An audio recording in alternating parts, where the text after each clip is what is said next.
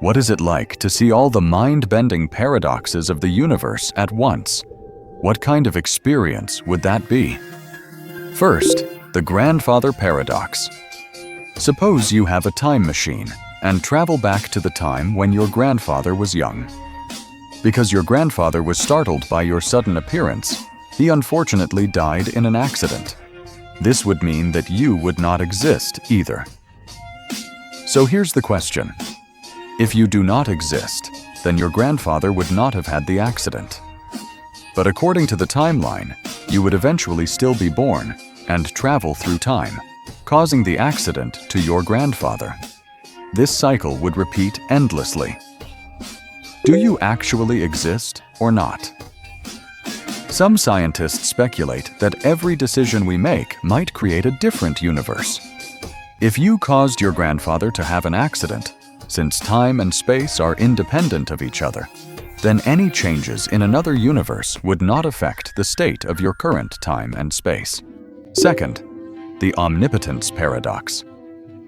Suppose there is an all-powerful creator God in the universe who created galaxies, stars, and everything in the universe. Then can it create a hammer so heavy that it cannot lift it itself? If it can create it, that would mean its strength is limited, and it is not truly omnipotent. But if it cannot create it, then it means it is not all-powerful. Thus, being stuck with the hammer puts it into a paradox, which makes people wonder whether an omnipotent creator God exists. If it exists, then it should be able to create something it itself cannot lift. But that contradicts its omnipotence. This paradox not only challenges the concept of God's omnipotence, but also prompts people to rethink the definition of omnipotence and the relationship between logic and reality. Third, the Hilbert's hotel paradox. Suppose a hotel has an infinite number of rooms, and they are all occupied by an infinite number of guests.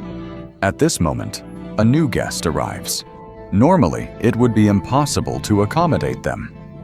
But the owner, Hilbert, tells the guest in room number 1 to move to room number 2, and the guest in room 2 moves to room 3, and so on. Since there are infinitely many rooms, the new guest will always have a room to stay in. Then an infinitely long bus arrives, with an infinite number of guests inside. The clever owner then tells the original guests to move to the room number that is double their current one. That is 1 to 2, 2 to 4, 3 to 6. The vacated odd-numbered rooms can then accommodate all the guests from the bus. As business becomes more and more prosperous, an infinite number of buses arrive, each with an infinite number of guests. So the owner opens an infinitely large chart and fills in the bus and hotel room numbers in order, then assigns each guest a specific code. For example, B1S1 means bus 1 seatsa, 1 tumbo 1, placing everyone into this chart and drawing a line to connect these codes, then straightening it out. In this way, each code will correspond to a specific room, and the problem is solved. This infinite contradiction paradox actually leads to the magical and strange concept of countable infinity in mathematics.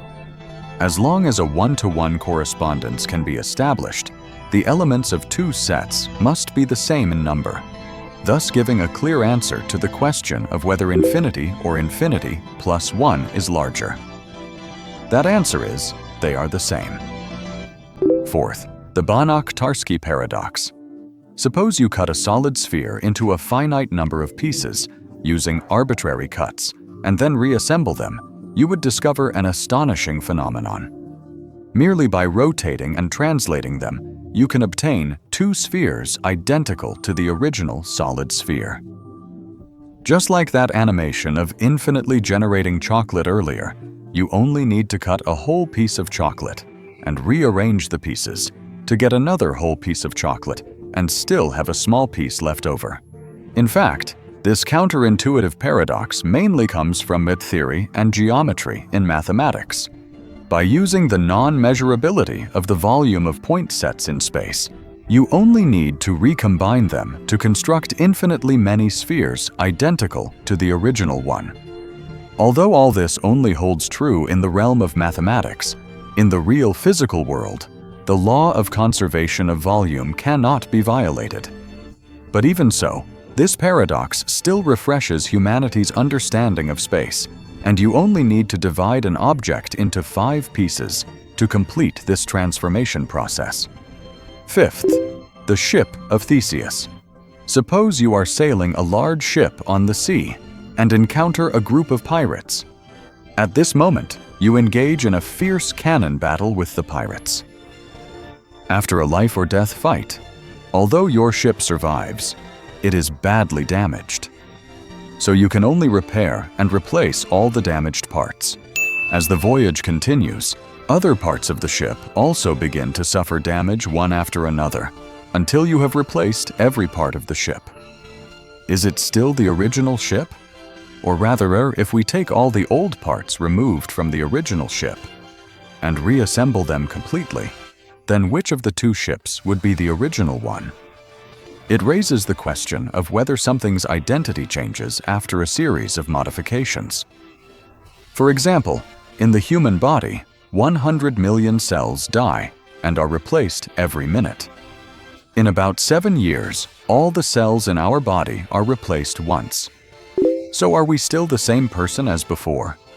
In fact, one way to resolve this paradox is to see whether the function of the ship has changed. If it operates exactly the same as the old ship, then they both belong to the same ship. Sixth, the twin paradox. Suppose you have a pair of twin brothers, and you travel on a spaceship moving close to the speed of light for an interstellar journey, while your brother remains on Earth. When you return to Earth, you find that your brother has aged much more than you. And according to our usual understanding, everyone's time should flow at the same rate. Thus, a paradox arises. Which of the 2 of you is actually younger?